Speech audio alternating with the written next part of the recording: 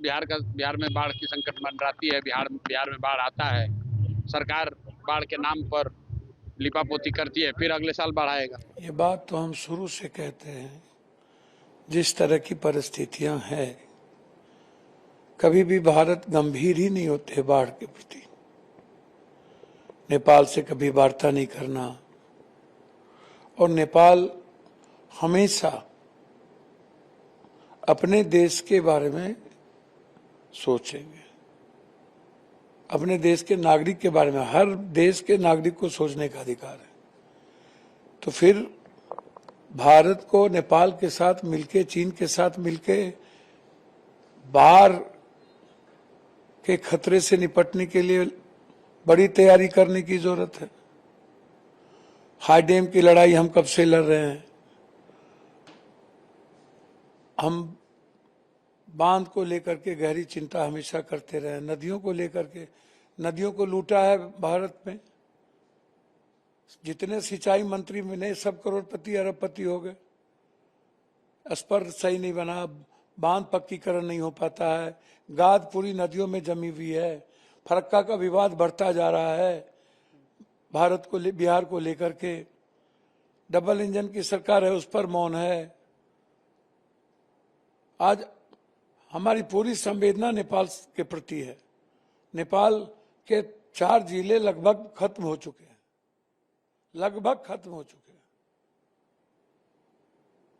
और 133 बच्चे, परिवार सब भारत के लापता है। 133 का मतलब है भारत का भविष्य खत्म हो रहा है। अब आप जिस गंडक नदी की बात कर रहे हो, हर साल बाढ़ से हम तबाह होते हैं, और हर साल अवसर मिल जाता है नेताओं को लूटने का।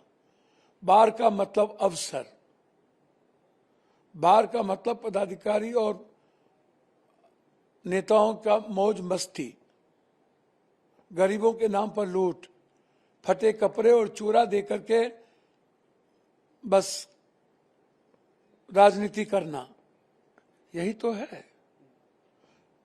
सालों भर एंटी इरोजन का काम करते हैं, फिर फ्लड फाइटिंग का काम हम क्यों कर रहे हैं भाई? अरबों खरबों का बोल्डर कहां ले जा रहे हैं? ये स्थिति है। हालात अच्छे नहीं हैं। मजबूती के साथ देश के भारत के प्रधानमंत्री को नेपाल और चीन की सरकार से वार्ता करके एक बड़ी पहल करने की जरूरत है।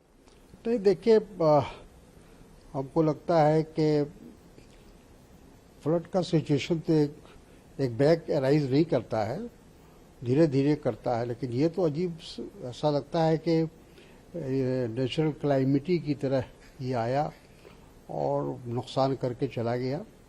इतनी बड़ी संख्या में लोग बह गए हैं, अभी उनका कुछ पता नहीं है कि जिंदा हैं या मर चुके हैं।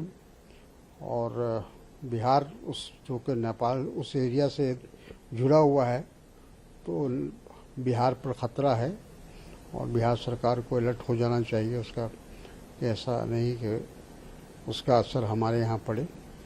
लेकिन वो तो अफसोस की बात है, दुख की बात है। इस वक्त इतनी बड़ी जो हानि हुई है, हम लोग को चाहिए, भारत को चाहिए कि उनकी पूरी इस क्राइसिस में उनकी मदद करे।